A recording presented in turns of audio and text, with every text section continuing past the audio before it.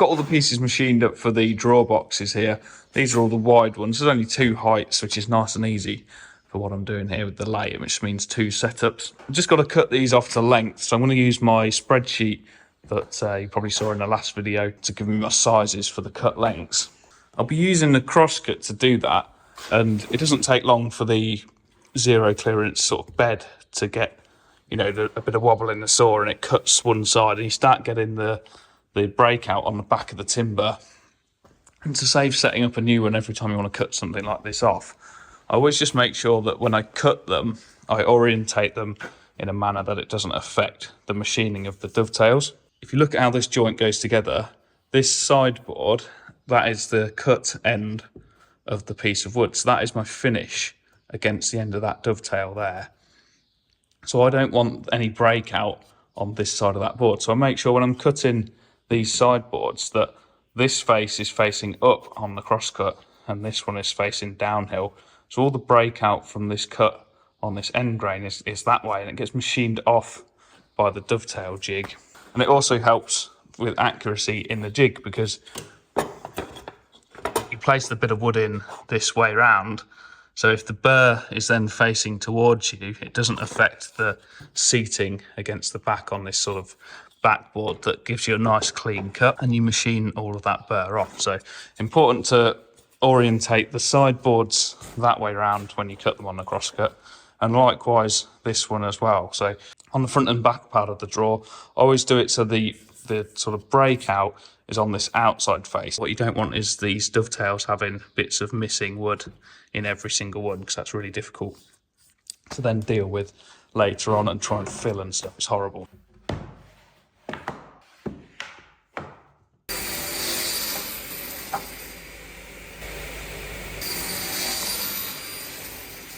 Always start with the pin boards, which is the sides of the drawer. I always struggle to remember which one is which, but the tail board has the one that looks like the tail of a bird.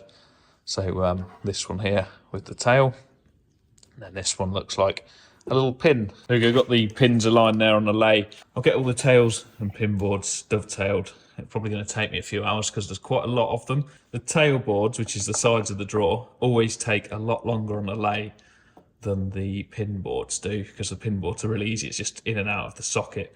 Tail board, you have to create the whole shoulder around the ends of that end grain. And I always use this method with the random, well, not random, but the uneven spacing setup on these guide pins, because you get a much nicer joint, a better looking joint. What that means is you have to use a backing board when you're machining the tail board. So I'm going to machine this one now. It's going to cut into this sort of backing board, then I have to move it along to create like a fresh bit of backing board to cut into. Otherwise you end up with a little bit of breakout on the edge of them boards. I'll show you what I mean in a second.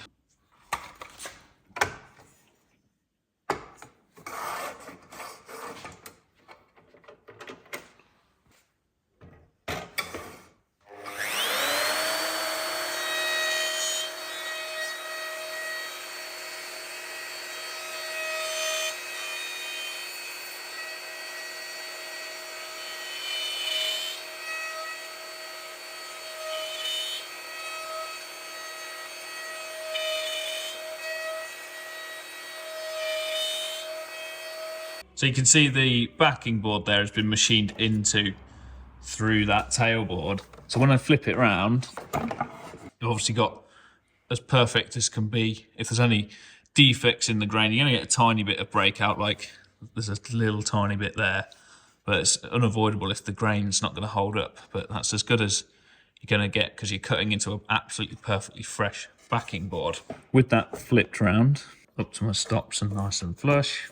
If I now machine, don't move this backing board, and machine into it again, what tends to happen is the material can sort of peel into the cavity that's already there, and it tends to get a bit more breakout than you do if you machine into a fresh cut face. So I usually get 2 cuts out of a thing and then have to re-cut this face. So if I just slide it along like that, so when I come in with the router, it's into a fresh bit of timber again. That should produce as perfect result again, like so. You get really clean tops to these dovetails, and that's what I want. Hopefully you can see what I mean now about the breakout from the back of the saw. So as I've cut these off to length, I've got my breakout on this front edge. Flip that around to show you. The backing board here, I'm making sure the fairings from the cut are pointed down where they can clear, and it doesn't matter. It's not going to affect the height of these. It's all little things that make an accurate joint.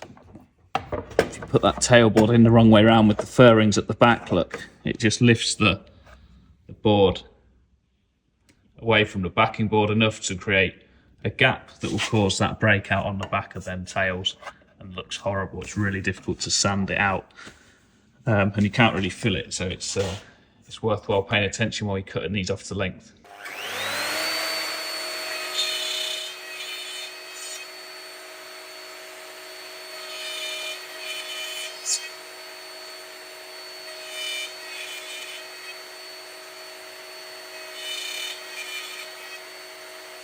I've got a couple of little tasks to do on the spindle moulder. So I've got to put the groove in for the drawer bottoms. I've got the sizes for all of these off of my little spreadsheet, which is dead handy. The tail boards, these ones, have a little 45-degree bevel just on the top on both sides, and I put that on before I glue it together. So you've got to put them 45s on, sand them 3 edges, put the groove in on the spindle moulder. We'll start off with the groove. I've got an offcut of my panel material here, and it wants to be a nice tight fit so you don't get rattly drawer bottoms, but give it a sand like you're gonna do for your finished sand, so that it's exactly how it will be when you fit them as a genuine item. And it's always advisable to get all of the panels out for your drawers and test like 5 or 6 different ones on all 4 edges. The groove I'm going to use 4 to 7 mil, then there's a gap in the middle, and then it goes from 8 to 14 mil. So if you want anything between 7 and 8, you can space the gap, but you have to use the 2 thinner discs without the thicker disc here, and it will leave a gap between the 2 thinner discs, which is slightly annoying, but it's a really good groover, and you can space it apart with little shims in the middle, so you can go down to 0.1 mil increments with these shims. So pretty accurate. 0.1 mil is good enough for a groove. Like she's due a clean, to be fair. I like using a tool spacer when I'm using grooves or saw blades, because it references off the shaft of the spindle and clamps everything dead perpendicular to the spindle. If you use lots of little spacers and there's some dust or any imperfections in them clamping surfaces, very easy to get a bit of a wobble or a cant in what you're clamping, and it affects the size of the groove that you cut in.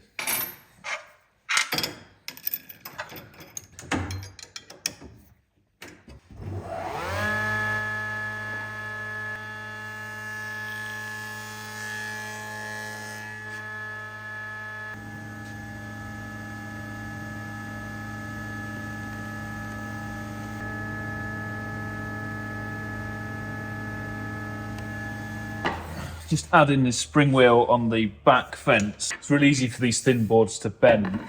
So you feed in nice and tight at the start of the cut, and then the middle of the cut rides out by 0.5 mil. And I've only got 1 mil of clearance on my drawer bottoms.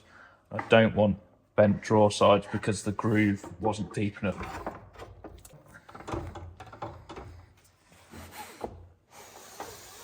That should keep everything nice and tight as it pushes through the spindle. I can get the feed in nice and tight to that back fence with my hands, that's fine.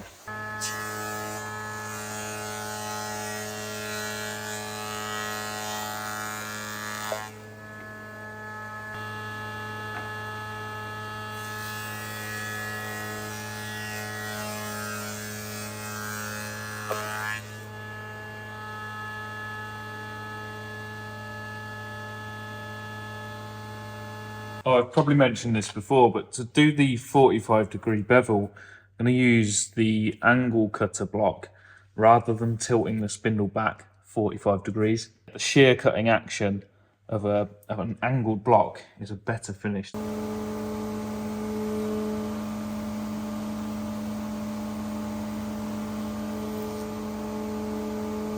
Getting carried away there, I've just pushed 2 of the pin boards through the front and back of the drawer with a bevel on it. It's only the sides that want the bevel. I've pushed them through in a direction that it's like the outside face of the drawer, and that can go in the cabinet at the back because you never see the top of this drawer when it's fitted. So it'd just be like a nice bevel at the back of the drawer. That was slightly lucky that I didn't push it through twice. It's these ones I want to push through. If I machined a bevel along this corner of this one, you'd obviously get a big gap in this joint here. So that's not what we want, just that one wants machining.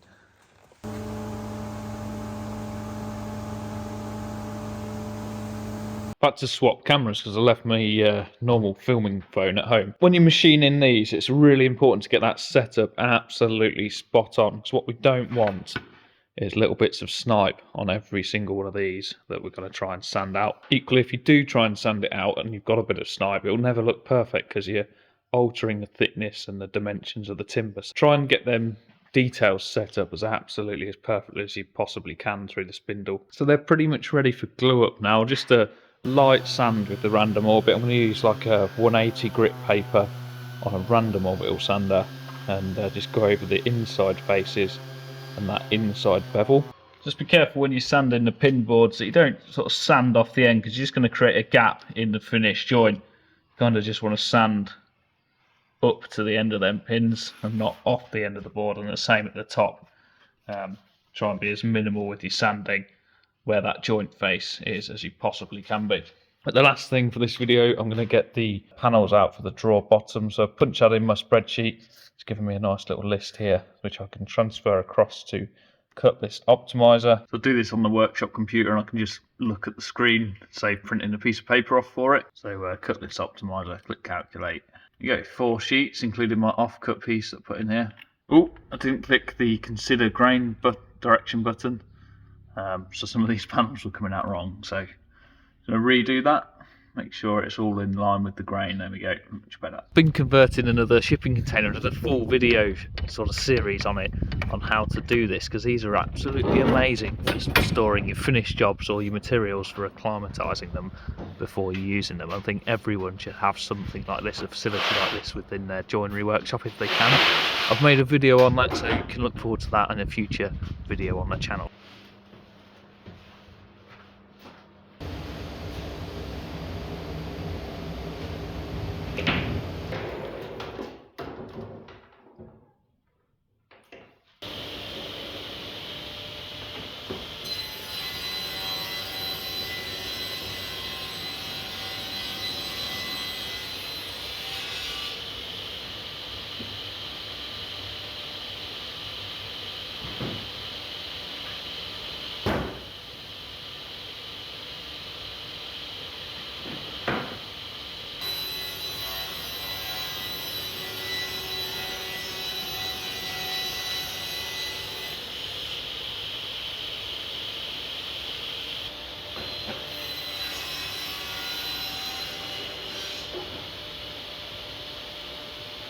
Pretty annoyed because these panels have got a beech veneer on the back, but the top one on the pack that they sent didn't have it. So I've pulled the top board off of the pack of material, checked it, it's got oak veneer both sides, and then set up all my grooves and everything based on that top panel, and the rest of it is a different stock with a beech veneer on the back. So bloody annoyed, and this birch ply takes ages. You have to order it in advance and have it specially veneered, sent over from Europe. So I'm not going to get any more anytime soon, and the grooves are all the wrong size now. So thankfully they are thicker than the one that I set it up on, but it's kind of not the point, is it? If I thin them through the wide belt, it's basically going to take half a veneer off in places. It'll look bloody awful. So yeah, that's going to be interesting, isn't it? When it's sanding the bottom panel of the drawer, obviously sand the face, the top side that you see, but then go around all the edges in this manner here. Just knock off that sharp edge at like a little 45 with the orbit sander. It's really quick to do so, it does a really nice little bevel. When you're knocking the drawer together, it just helps guide it into the groove without damaging it, rather than there being two sharp edges that tend to have a bit of a guillotine action on each other and like damage the edge of the groove on the drawer. So